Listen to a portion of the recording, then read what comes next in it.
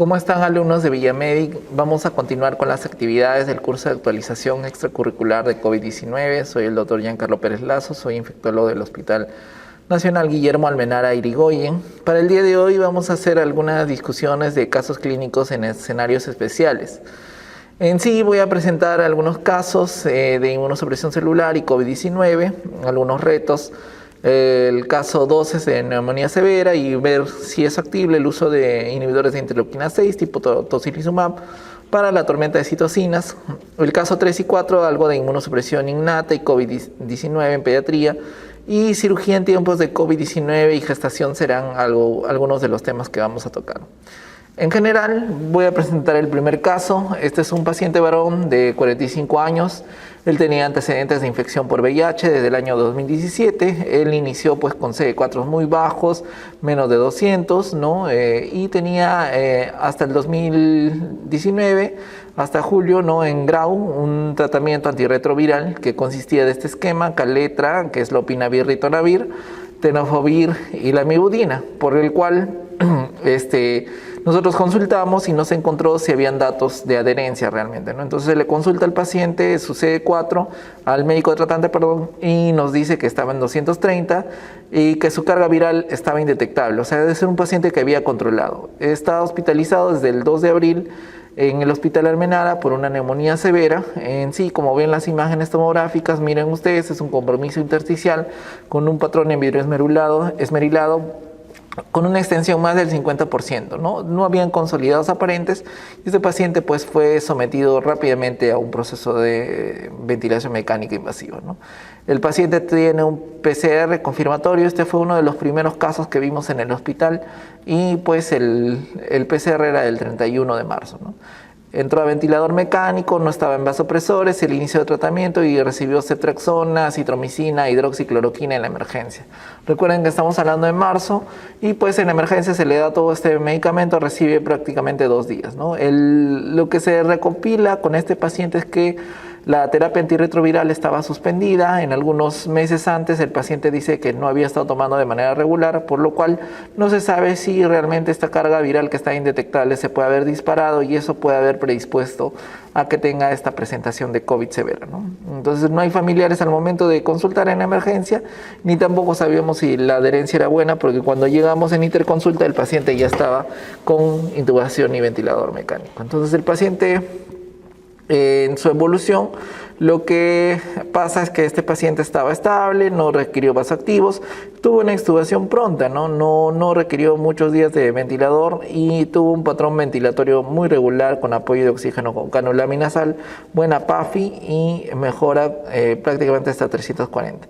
Estuvo despierto, conectado, obedece órdenes y en lo que se dejó inicialmente el paciente en la interconsulta pues estaba con ceftria, como dijimos, ceftriaxona, recibió en este caso hidroxicloroquina y acitromicina. Recuerden ustedes que era un paciente que no sabíamos si estaba tomando sus otros medicamentos, ¿no? Entonces lo que hay que recordar clínicamente es que tanto hidroxi como acitromicina pueden hacer la prolongación del intervalo QT, ¿no? Entonces mucho de ello se discutió, vieron acá un montón de reportes por torsada de puntas, ¿no? Torsada de points. Entonces todos ellos pues tenían la predisposición a hacer este caso complejo, y es más porque el paciente tomaba dentro de sus retrovirales lopinavir, ritonavir, y hay mucha interacción de este retroviral con justamente la hidroxicloroquina. Aparte tenía tenofovir, ¿no? Otro de los medicamentos que también puede tener interacción, injuria renal por ahí.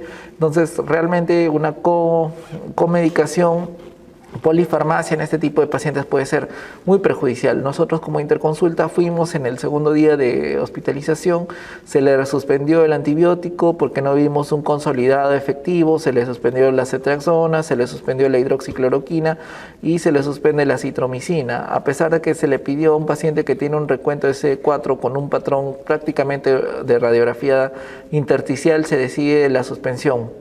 La tasa de coinfecciones en estos pacientes puede ser baja y aún así se le decidió suspender acitromicina, que principalmente tiene actividad y cobertura contra Mycoplasma pneumoniae, ¿no? Y Chlamydophila pneumoniae, ¿no? Entonces, principalmente si uno va a pensar en este tipo de pacientes, un diagnóstico diferencial oportuno puede ser entre Mycoplasma y Chlamydophila. Sin embargo, en un paciente con CD4 en 213 específicamente era muy dudoso, en este caso, para decidir que no eran otros diagnósticos diferenciales que te produzcan neumonía intersticial.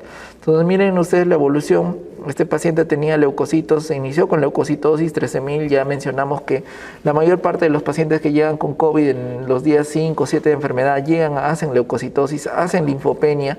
El virus en sí te produce linfopenia, hace recuentos menos de 800 para decir en absoluto. Cuando ustedes reporten linfopenia siempre manejen menores absolutos como acá 1005, 2875. Un PCR que no está muy elevado, recuerden que el PCR es un marcador para decir tormenta de citoquinas, usualmente cuando está más de 200 ya te puede predecir eso, la ruta de activación de interleuquina 6. El DHL se puede elevar en muchas circunstancias y tenía DHLs que estaban pues circulando en esos valores. Usualmente un DHL puede, cuando está más de 400, ser un signo indirecto de Pneumocystis jirovecii. Y la ferritina que también estaba muy baja, ¿no? Que en estos casos una ferritina más de 1000 es un criterio para decir que podemos estar frente a una tormenta de citoquinas, ¿no? Y el dímero D que también estaba bajo.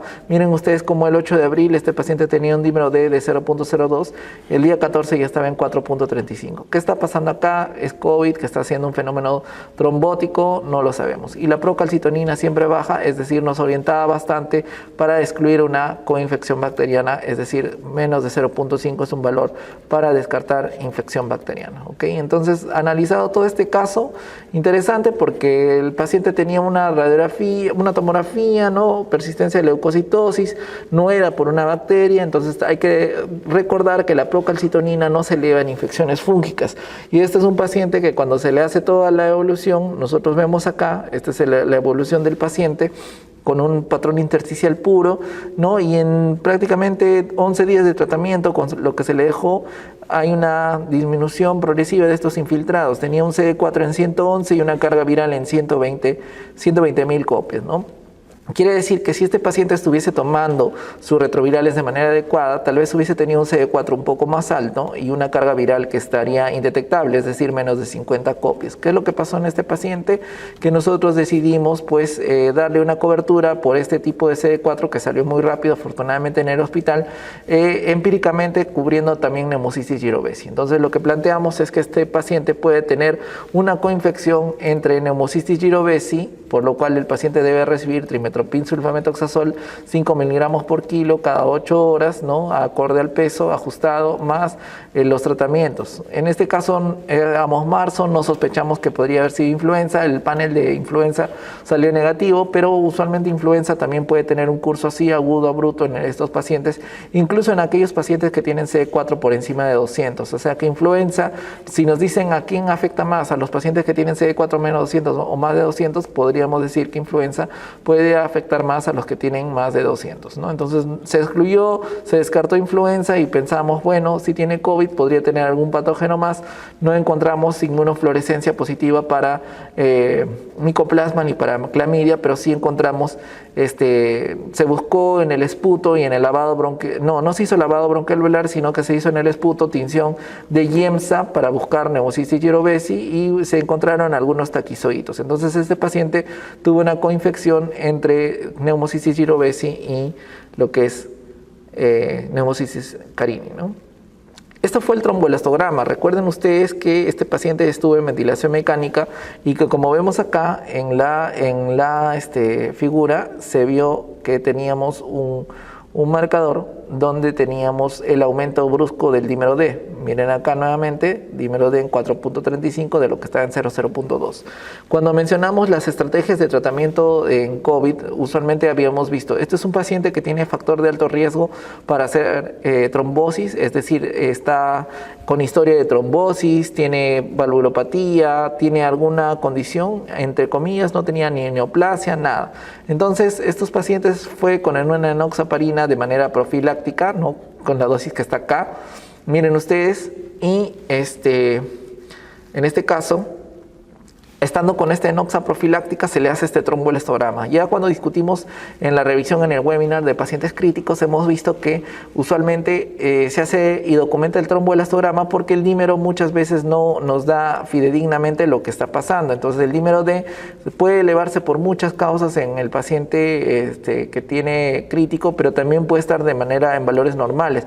Estuvo en valor de 0 y luego progresa a 4.5 rápidamente, y esto es lo que se confirmó. Prácticamente el tromboelasto se hace en esta fase entre estos dos resultados, y lo que nos dio es un patrón de hipercoagulabilidad. Es una onda ancha y eso quiere decir que este paciente debió pasar a una anticoagulación plena, ¿ok? Entonces, si está con un patrón de hipercoagulabilidad, hacemos anticoagulación plena, es decir, aumentamos la dosis de enoxaparina a un tratamiento, ¿no? Es cada 12 horas acorde al peso.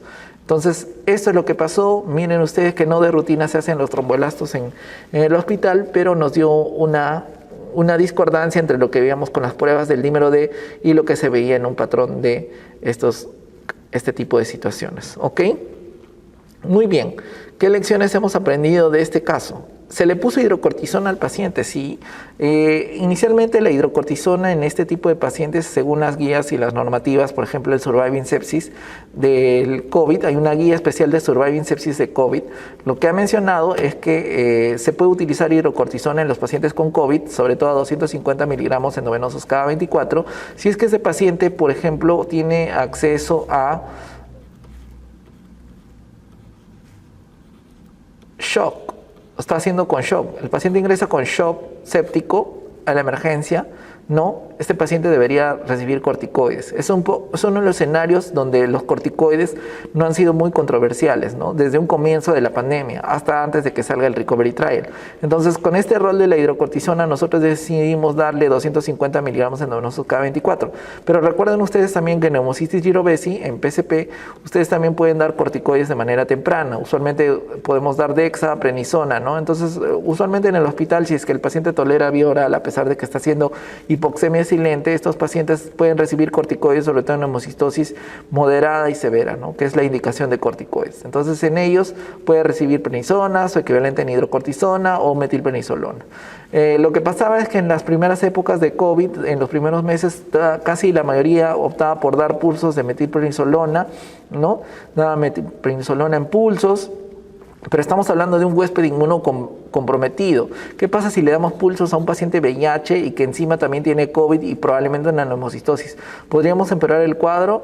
Es un cuadro que se ha presentado de una manera casi aguda, ¿no? Entonces nos preocupamos bastante por eso.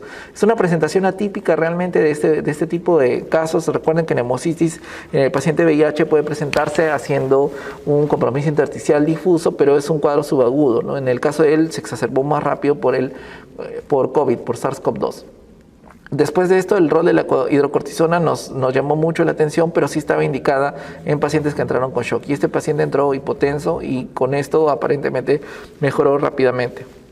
Después nos enteramos con el Recovery Trial que las dosis bajas de corticoides, hasta de dexametasona hasta 6 miligramos por kilo cada 24 horas por 10 días, era interesante porque este paciente al final recibió corticoides por casi 21 días, simulando lo que se da la recomendación de corticoides en neumonía por neumocitis girovesi, 21 días de corticoides, ¿no? Frente a 10 días indicados en el Recovery Trial. Entonces es un escenario un poco complejo en un paciente inmunocomprometido, doble inmunocomprometido, tanto por el COVID y por el VIH, ¿no? Entonces miren lo que pasa haciendo esas linfopenias. Entonces es importante, voy a borrar lo que he escrito acá, ¿ya? Y vamos a seguir discutiendo un poco más de qué lecciones se pueden tomar de este caso. Entonces, de rutina les recomiendo que siempre valoren, porque los resultados del DEXA, de este resultado con dexametasona en el recovery, tal vez no se van a extrapolar a todos los pacientes, porque hay algunos inmunocomprometidos en el cual tú les puedes predisponer a hacer una mayor replicación viral, así que tengan mucho cuidado. No a todos. Y siempre recuerden que el estudio de corticoides se hizo para pacientes que tienen más de 7 días de enfermedad. Por ahí se ha propuesto Kaletra o lopinavir ritonavir como una actividad in vitro frente a SARS-CoV-2. Entonces, en este paciente nos llamaba la atención la posibilidad de que lopinavir ritonavir haya ejercido un efecto protector, ¿no?, frente a SARS-CoV-2. Cuando uno revisa la literatura, los pacientes que tienen VIH y que tomaban lopinavir ritonavir, que es un inhibidor de proteasa, y un raltegravir, que es un inhibidor de interasa, en muchos de estos casos estos pacientes no hacen no hacían SARS-CoV-2, es decir, un COVID no severo, eran protegidos aparentemente del COVID.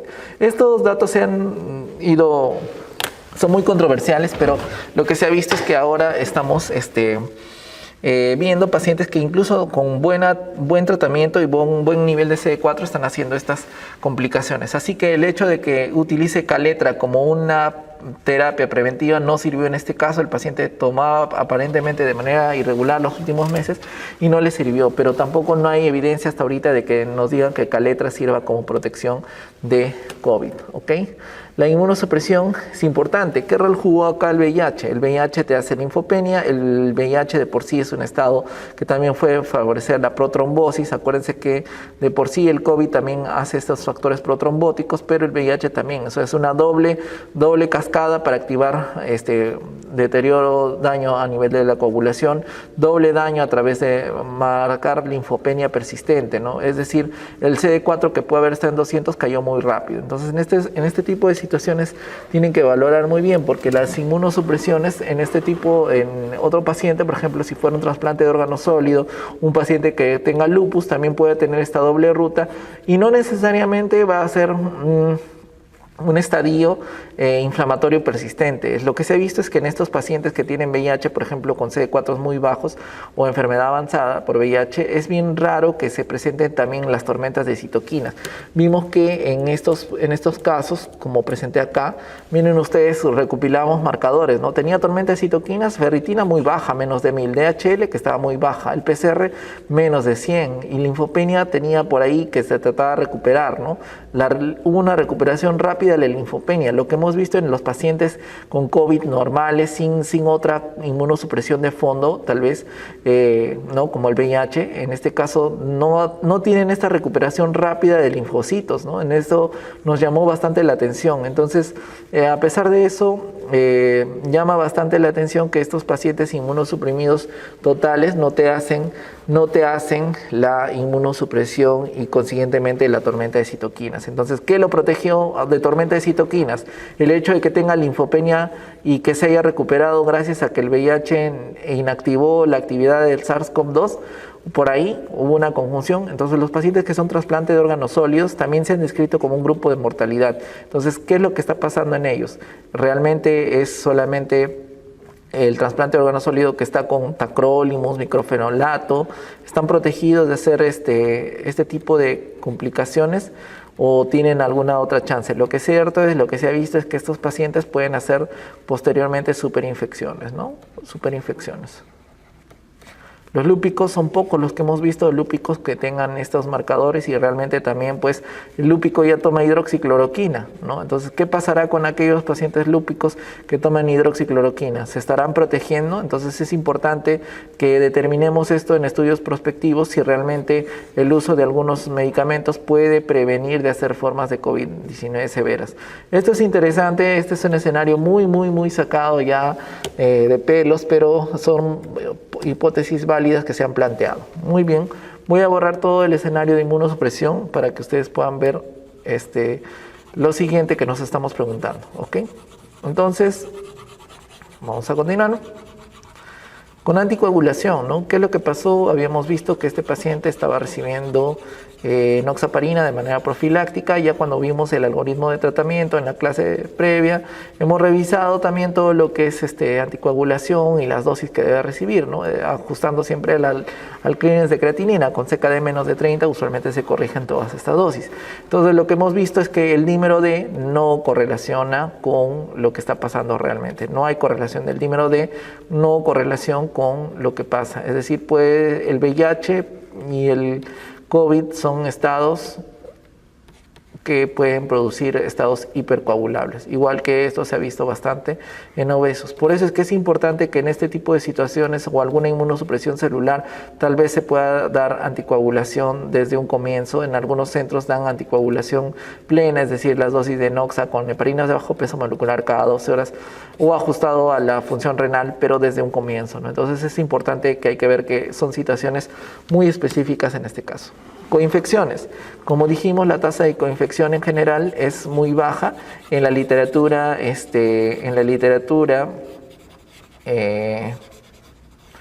se ha encontrado algunos casos. Lo que se busca es ahora bastante micoplasma. Por ahí uno cuando quiere buscar micoplasma y Clamidófila pneumoniae, lo que tiene que hacer es buscar inmunofluorescencia.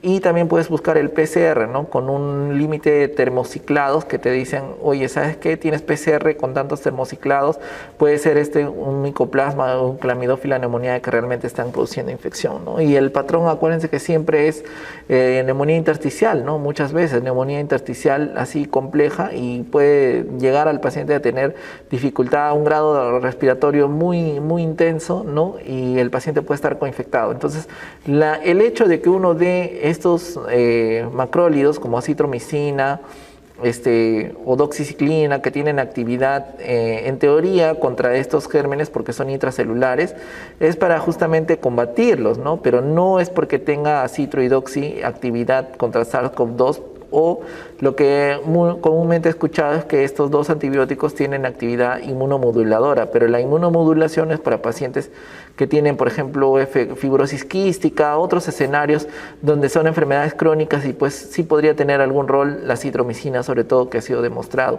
Pero actividad in vitro contra SARS-CoV-2 todavía es algo que no se demuestra y dudo que lo hagan porque realmente los estudios no cumplen algunos parámetros de farmacocinética y farmacodinámica, sobre todo contra SARS-CoV-2. Tendrían que ser tal vez concentraciones mucho más altas para tener esta actividad antiviral que se les ha propuesto. Entonces, si tú das acitro y doxi, sería pensando en que tiene micoplasma y Clamidófila pneumoniae. Doxiciclina, adicionalmente, en el escenario, nosotros en el algoritmo lo planteamos porque doxi también puede tener algún grado de actividad sobre neumococo. Sin embargo, la tasa de resistencia a neumococo, a tetraciclinas y a macrólidos en Perú ya está llegando al 30%. Es decir, el uso masivo de macrólidos en Perú podría darnos un tipo de neumococo ya totalmente resistente a macrólidos. Nos vamos a quedar sin opciones para neumococo. Así que lo único que nos quedaría es vacunar a toda la población susceptible. Muy bien, entonces, dado que las coinfecciones son bajas, en este caso se decidió con una procalcitonina negativa. La procalci tampoco se eleva en bacterias, en gérmenes atípicos, recuerden, ni en hongos. Entonces, con una procalci negativa nosotros quitamos los antibióticos, con procalci menos de 0.5 le suspendemos los antibióticos y decidimos dar el tratamiento con cotrimoxazol simplemente, que era la actividad contra neumosis y girovesi. Entonces, al final el paciente quedó con cotrimoxazol y contra la PCP, ¿no? Entonces, es importante ver cómo es la evolución, qué es lo que pueden falsearse con estos resultados, ¿no? Y para que vean. Y cuando se buscó en la literatura, se habían casos similares. Miren ustedes que eran 5 casos reportados hasta esta serie de abril del 2015 y la mayor parte de ellos tenían CD4 más de 200, ¿no? Y todos ellos hacían enfermedades leves y en algunos de ellos, en algunos casos se vio que tenían incluso terapias con biológicos, ¿no? La mayor parte de estos pacientes estaban en terapia antirretroviral, ¿no? Solamente algunos pocos no tenían nada y eran un diagnóstico reciente, ¿ok? Entonces, vean ustedes que el COVID en pacientes VIH también es una población que está muy afectada, ¿no? Vamos a pasar esto de acá. Muy bien. Entonces, hemos discutido acerca de inmunosupresión celular. Recuerden que el mismo escenario y controversial también para colagenopatías y trasplante de órgano sólido, podemos ver y discutir algunas cosas adicionales.